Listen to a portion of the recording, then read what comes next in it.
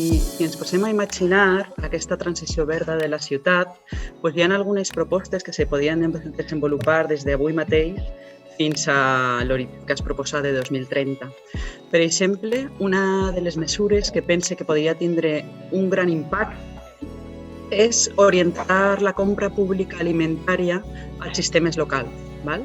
La compra pública alimentària són les compres que fan les administracions públiques en matèria d'aliments per a poder abastir el que són escoles, menjadors socials, residències, hospitals, etc.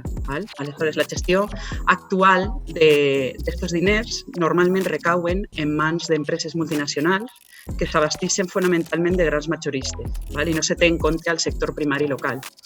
Aleshores, de les múltiples accions que poden emprendre les administracions públiques, una d'elles seria desenvolupar una verdadera compra pública local i de proximitat.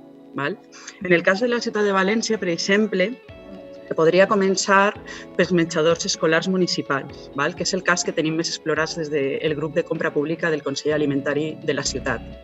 Des d'aquest grup de treball, per exemple, ja s'ha fet una proposta per a incloure criteris de sostenibilitat ambiental i social en els plecs de contractació del menjador escolar. El que passa és que ara està la proposta i ara ens falta aplicar-la.